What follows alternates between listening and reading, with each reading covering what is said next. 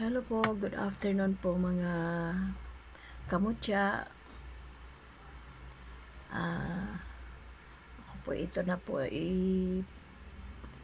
mag-i-introduce naman po ako ng mga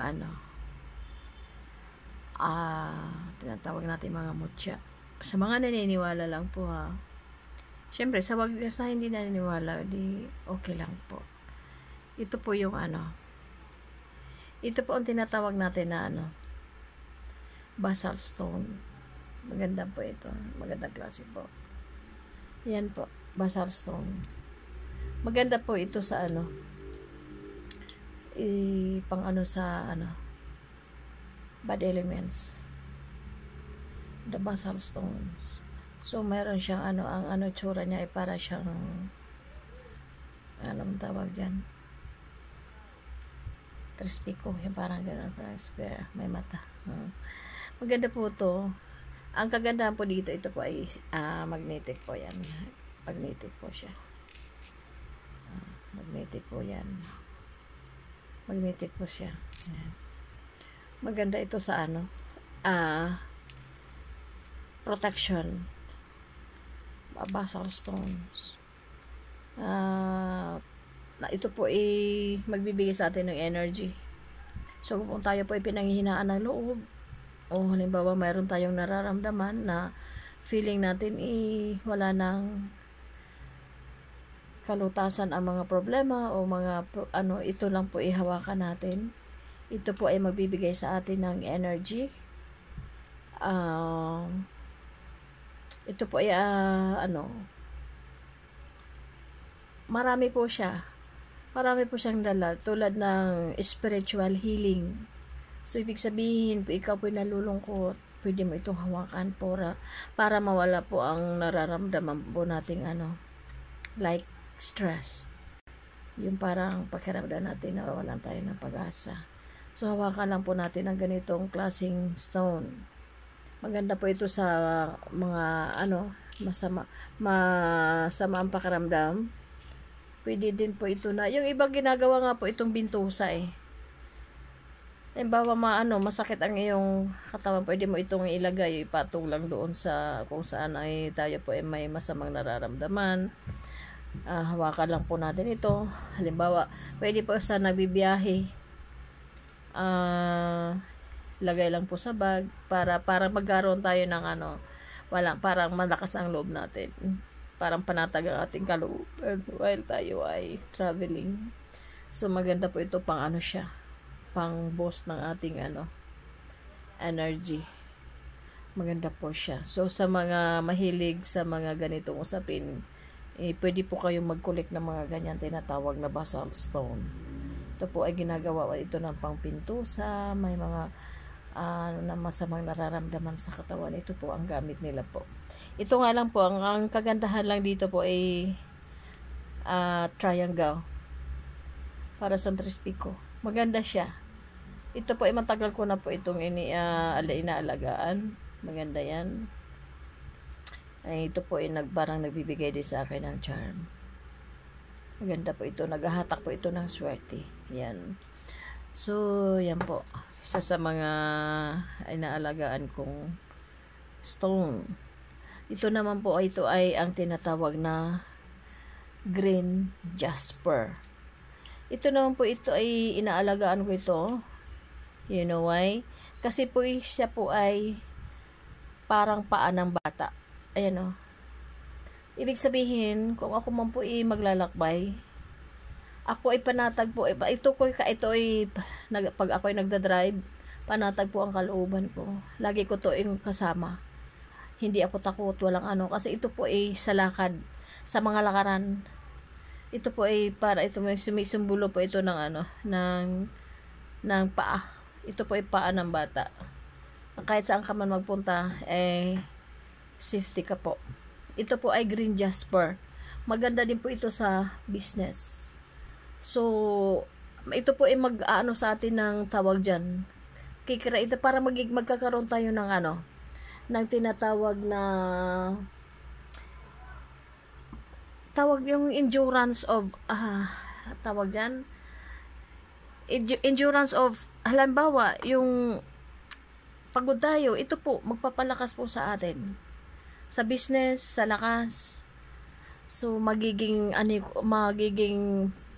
ka po, creative ka na mga skills na hindi mo na dating ginagawa. Ito po ay magbibigay sa iyo ng talento. So, ibig sabihin, maganda po kung mayroon po tayong ganitong green jasper. Para siyang, ano po, black. Pero pag nakita po ito sa personal po, ito po ay green. Mayroon siyang green na po na ano. Hindi siya katulad itong basalt na dark na dark. Ang basalt kasi is super dark. Ito naman po ang green jasper. Kung makikita mo siya sa personal, ayan po, may green po siya. Green jasper is maganda po siya sa ano, sa business. Ito green jasper is considered a grounding stone that promotes strength and stamina of the mind. O maganda talaga siya. Body and spirit daw siya. Siya talaga magpo-promote. It helps to motivate certain users and provides the endurance for success. Ito po yung tinatawag na green jasper. Its calming energy may elevate our stress. Green jasper is often used to stimulate the mind and enhance creative skills. So, ibig sabihin, ito talaga maganda ang alagaan yung mga ganitong klaseng stones dahil po ito po ay mind boosting. So, ibig sabihin na minsan tayo kasi di ba may ano na parang very dull tayo, wala tayong maintindihan. Pagka ito kasi meron kang alagang ganito, nagiging alert po ang ating mind. So sa mga gustong mag-alaga ng mga stones, i-collect nyo din po ang tinatawag na green jasper. Kasi marami po siyang ano sa atin. Ito po talaga inalagaan ko kasi marami namang green jasper. Marami din naman kasing may iba-ibang design. Ito lang po, talagang nahumaling ako dito kasi po, ang design niya po ay paa ng bata. So, ibig sabihin, sa mga lakad ko, mayroon siyang, success. Ibig sabihin kasi, bata So, ibig sabihin, ang magiging lakad ko, hindi pang mga pang tarantado, kundi pangkabutihan. Kasi naman ang alam nyo naman ang symbol ng bata is di ba, inosente. So ganun po sa mga lakad ko, mayroong tagumpay kasi nandoon sa akin ang pagkamababang loob, ang mission ko, ang lakad ko sa aking buhay is para sa pangkabutihan. So ito po ialagaan ko para sa pangkabutihan, para ano man ang dumating sa akin mga bigay ni God, syempre i-share ko kasi ito ang mission ko ito po, ibig sabihin ito po ang ibig sabihin ng paa na to, ibinigay ito sa akin para tumulong sa kapwa, para makatulong sa kapwa. Ito po yan ang symbolize ng paa ng bata na ito. Ayan po, ang ganda po niyan. Ayan I think ito aside para siyang right ito na paa ng bata. Ang ganda niya.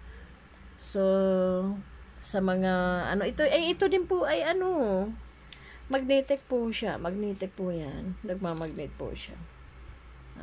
Magnet po yan, nagmamagnet po yan. Malakas din po ang magnet, pero hindi naman ganun kalakas, pero nagmamagnet yan. Yan. Yan, nagmamagnet po yan. So, sa mga gusto mag-alaga ng mga bato na pampaswerte, piliin nyo po ang green jasper. At pwede rin po itong tinatawag na basalt stone. Maganda din po mag-alaga ng mga ganito. Ilagay nyo lang po sa inyong altar. Ako din po ito po ay lagi ko pong pinapausukan ng insenso at kamangyan. So, sa mga sumusubaybay po sa aking mga ganitong usapin na mga mutya, Thank you so much po sa mga nanood. Good afternoon and God bless po sa ating lahat.